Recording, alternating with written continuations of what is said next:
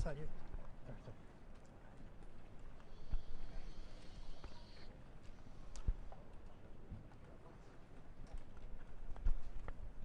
Everyone ready? All right, well, good morning, everyone. My name is David Ossip, and I'm president of the New South Wales Jewish Board of Deputies. I want to thank you all for being here this morning under such challenging circumstances. I'm here today with my colleague and friend, Alex Rivchin, who's the co-CEO of the Executive Council of Australian Jury. Ladies and gentlemen, this is the day that we have long dreaded. This is the day that we have long feared, and this is the press conference that we never wanted to have. Over the past 2 years, we've seen unprecedented acts of anti-Semitism in our city. Synagogues being set alight, cars being firebombed, and houses being defaced. We, as a community, have warned repeatedly that it was only a matter of time until blood was spilt. During the summer of terror earlier this year, we very narrowly avoided this, despite synagogues being set alight with Jews still inside. But last night, tragically, our luck ran out when our community was subjected to a heinous terrorist attack as we celebrated the first night of Hanukkah, a festival which is meant to be characterized by light and joy. This was a massacre, a pogrom, here in our city, here at one of our most cherished landmarks, Bondi Beach. 16 precious lives taken for no reason, dozens hospitalized, children mowed down by gunfire, fathers and mothers being felled by bullets, the elderly having to take shelter behind trees, lives shattered irrevocably in a single moment, young children who from this point forward will never have a father, parents who have lost their beloved 10-year-old daughter. This is the moment we've arrived at. This isn't something we should ever have seen in Australia. An attack not just on the Jewish community, but on our country more broadly. Thousands of people being subjected to this terror on what should have been a carefree and tranquil summer's evening here in Bondi. 2 years ago, on the forecourt of the Opera House, anti-Semites chanted, "F the Jews," and "Where are the Jews?" Sadly, last night they found the Jews. For 2 years, people have paraded in our streets and universities, calling for the Intifada to be globalized, a catchphrase which means kill Jews wherever you find them. Last night, the Intifada was globalized and came to Bondi. What we've seen has been the logical progression, demonizing Jews with rhetoric, which slowly builds up to acts of violence, and then acts of violence which last night took life. Today, our thoughts and our prayers are with the family and friends of those who are murdered. We're also praying fervently for the swift and complete recovery of the dozens of people who are still hospitalized, many of them in critical condition. We pay tribute to the first responders who so bravely stepped in at great risk to themselves to disarm the assailants and to save life. Friends, the Jewish community is strong and resilient, but today we are shattered and reeling. The onus is now on the authorities to establish that Jewish life is safe here in Sydney and Australia. The world is looking at Sydney and our country as one of the global epicenters of anti-Semitism. And now, after 2 years, this is a moment for strong, unequivocal, and overwhelming leadership. The time for talk is over. We need action. To those who have said over the past 2 years that anti-Semitism has no place in Australia, yesterday should have finally made it clear that anti-Semitism has well and truly found a place here in our beloved country. I thank the countless members of the Australian public who have reached out to offer support and solidarity to the Jewish community. This is a time when the Jewish community desperately needs to hear from you and to hear from civil society leaders. To my community, to the Jewish community, over the past 2 years, you have been asked to show such incredible strength. You've had to draw on reservoirs of strength and resilience that you never should have, that no Australian ever should have. But today I ask you, please keep your head up. We will get through this.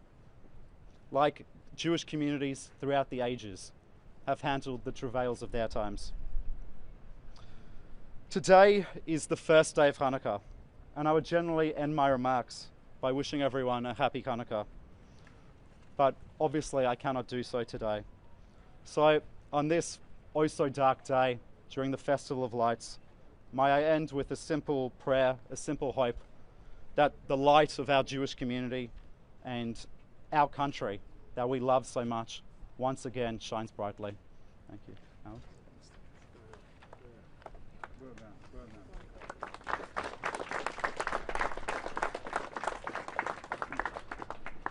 We have suffered an almighty blow here from which I fear we will never recover. We are a community, we talk about that a lot, and what does that mean? A community is but a family of families, and our family was ripped apart. Our family has been shredded. I want to talk about one of the victims of the massacre yesterday to show you what we have lost. He was a dear friend of mine. He was the rabbi here, Rabbi Eli Schlanger. Anyone who knew him knew that he was the very best of us. This is a person who rose each day with a simple mission of doing good, whatever good he could find, whatever kind deeds he could perform. Nothing was too difficult for him. He would drive out to regional parts of the state to sit with prisoners in our jails and listen to their stories. He would drive every day to Waterloo and Redfern to the public housing to sit with the elderly who probably didn't understand a word he was saying, listen to their stories and feed them and ensure they had meals and kosher products in their homes. He was a person who illuminated our lives with his kindness, with his grace, with his generosity. And there is no replacing him. There is none like him. I don't want to speak of his legacy and what we should do in his honor. It's too early for that. In time, we will bury our dead according to the Jewish rituals. We bury our dead as early as possible so that the soul can ascend. Then we will begin our intense period of mourning, the period of Shiva. But I know what Eli would have wanted. I knew him intensely well. I held his newborn baby just 4 weeks ago at the synagogue that he ensured was built.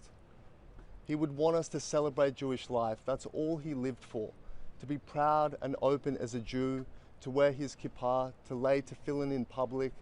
And this event that happened here for 30 years was the jewel in the crown of our communal calendar. It's when we got together at the beginning of the Hanukkah festival, at the beginning of the summer, and we rejoiced as a family, as one great collective family. It would have pained him immensely to see our sorrow. He would urge us to fight on and to be proud.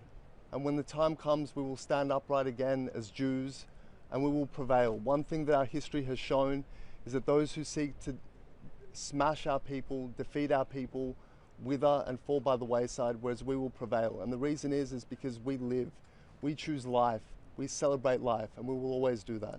Thank you very much. David, you spoke about the need for action now. What would you like to see from the federal and state governments in response to this? Thank you for the question. So obviously we've been dealing extremely closely with the New South Wales government, the Premier as well as the Police Commissioner. There is currently a significant security step up around Jewish community institutions. I'm not going to go into the details of that, but the first and foremost priority has to be the preservation of Jewish life.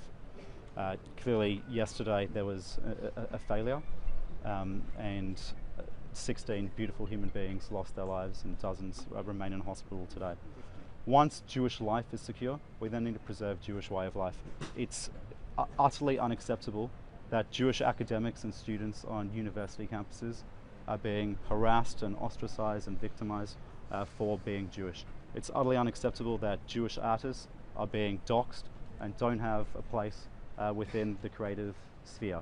It's utterly unacceptable that some of our classrooms are being hijacked for political causes. It's unacceptable that the Prime Minister's Special Envoy for Anti-Semitism has a report dealing with all of these matters, and it's sat on the shelf for all of these months. So those are immediate actions. And then beyond that, we need leadership from civil society to call out and to say that anti-Semitism isn't just a Jewish problem, it's an Australian problem, that they stand with the Jewish community unequivocally.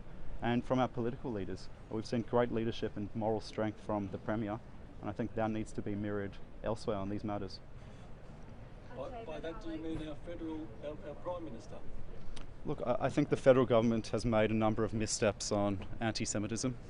I think when an attack such as what we saw yesterday takes place, the paramount and fundamental duty of government is the protection of its citizens. So there's been an immense failure, and an investigation needs to come to grips with how that was allowed to take place. But there's no two ways about it. The federal government was very slow to come to grips with this issue. We haven't seen the leadership at a federal level that we have at a state level. And now more than ever is the moment. If we're not going to step up now and deal with this for the crisis that it is, when are we? If the report from Gillian Siegel was implemented sooner, do you think this attack could have been prevented?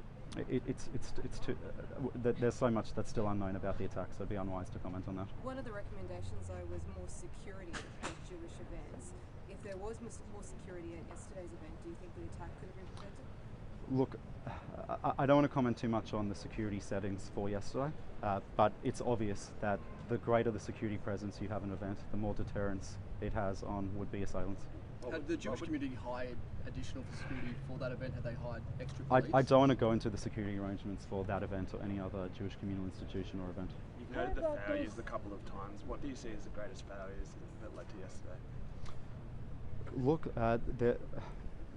the investigation which is now underway will reveal it. But the fundamental responsibility and the paramount responsibility of government is to protect its citizens. Clearly yesterday that did not take place. Two individuals who seemed reasonably sophisticated were able to set up in close proximity to a Jewish event and to murder Jews in cold blood. Alex, myself and the Jewish community more broadly, we've been warning about the prospects of a mass casualty event for some time. And clearly I think all stakeholders have to reflect on how we've gotten to this moment and how this is allowed to, how yesterday occurred. Labour MP Josh Burns said that previous attacks on the Jewish community have been minimised. Would you agree with that? Of course. I mean, we as a community have suffered attempted arson on our synagogues. I mean, one synagogue in Melbourne was burnt to the ground. We very narrowly escaped a mass casualty event when a synagogue in Melbourne earlier this year was set alight with Jews still inside. Despite that, there is a contingent in our community, including leaders, who at every opportunity wish to minimise the Jewish experience, wish to call it a hoax, wish to quibble with anti-Semitism statistics to try to undermine what we're saying. So yes, I think Josh Burns is entirely right. The Jewish community has been through hell over the past 2 years, and notwithstanding all of that, there have still been individuals who've sought to undermine our lived experience. And that has to stop as well, and those individuals who are responsible for that, they need to have a very hard look in the mirror today. Can I ask you further on that? The identity of the 10-year-old girl who was killed, Matilda. She attended a Russian school. Just your reaction. This is the youngest victim, a child who was killed in this massacre. Look, it just compounds our suffering and our tragedy, and everyone in the community knows someone who perished, who was slaughtered. Everyone knows someone who's now fighting for their lives. Every victim is a world destroyed and it can't be repaired. The loss that we've suffered here is immeasurable. And, you know, through the fire bombings and through the doxing and the boycotts and everything that we've encountered for 2 years now, in some ways it's made us stronger, it's made us more determined and more resilient. But this, you don't emerge stronger from this. Something like this, a slaughterhouse, a place where we would come every single year to mark the first night of Hanukkah with joy and with kids' rides and a petting zoo and face painting, and to know that people in our city who live 20, 30 minutes from here looked at that as an opportunity to slaughter, who didn't act out of impulse or opportunism. This was methodical, planned, and designed to slaughter as many people as possible for the crime of being Jewish. This has broken us, but we will rebuild. But more so, this has broken this country. For so long we've spoken about what we are and what we aren't as a country, but you are what you repeatedly do. And if over a period of 2 years you burn Jewish targets, you harass the Jewish people among you, you seek to expunge the Jews from public life, and then you slaughter the Jews like animals when you have the opportunity, that is what you become. It's just a question for us now whether we collapse and fracture as a society, or whether we drive this evil from our midst, rip it out root and branch, and banish it once and for all. Is there anything you can tell us about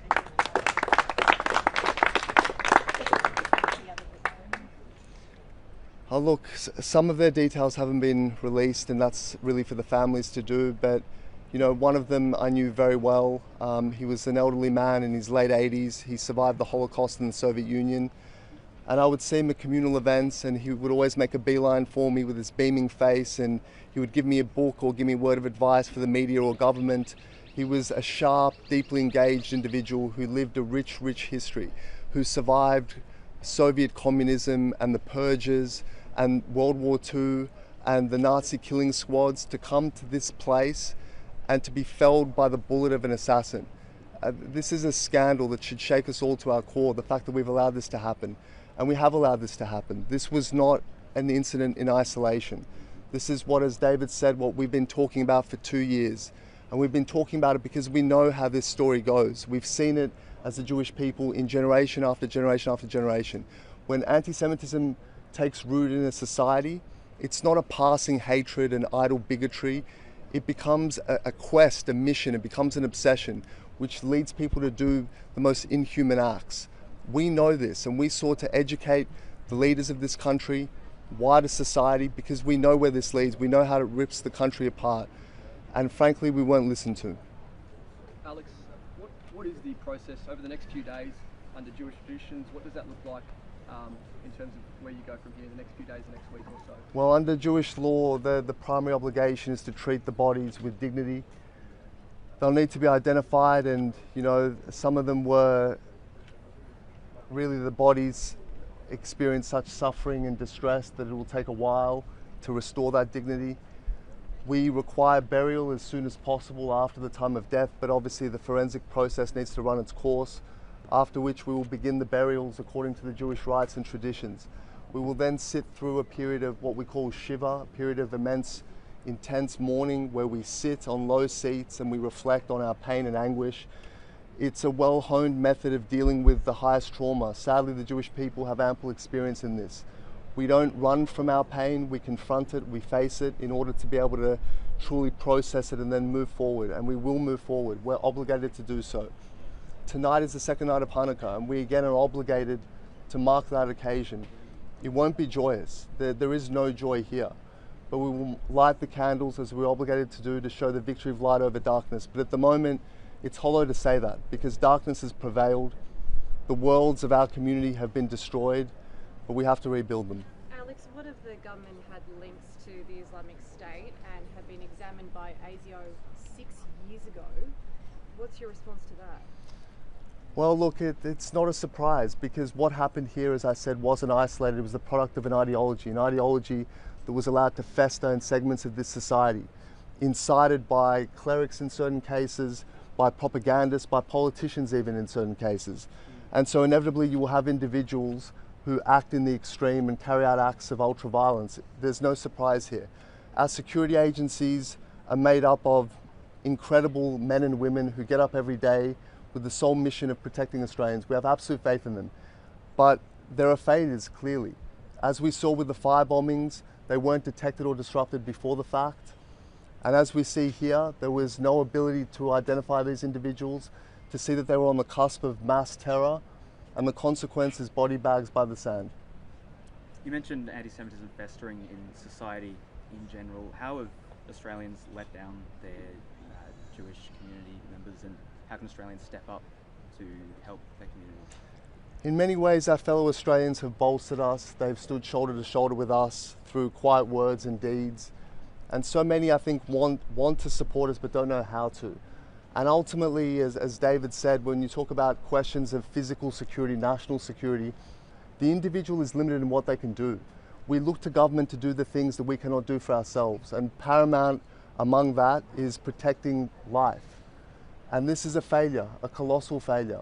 I don't pin this on the Australian people, but what I ask the Australian people to do is to look at what we have become. Look what has been allowed to happen to this country, the greatest country on earth, where we stand here and gather at a scene of carnage at Bondi Beach, where people gathered, families gathered to mark a religious day. We have to change course, and it begins with individual responsibility. If governments won't take responsibility, the individuals have to. We have to ensure that anti-Semitism ceases to be an acceptable, plausible form of intolerance. It is not. It is the worst gutter form of hatred and leads to the greatest of carnage. We've seen that throughout history and has led to this once more. I might take one more question. What would you say to people at home right now who are sad, scared, confused? If they're watching, what would you say to them? I would say I understand your feelings completely, and as a community leader and as a father, I feel the same thing. You know, as I said, through the fire bombings and everything that transpired, we carried on with our heads held high. We displayed our Judaism with great pride alongside our Australian identities. But last night I was having conversations with my 12-year-old daughter who was petrified.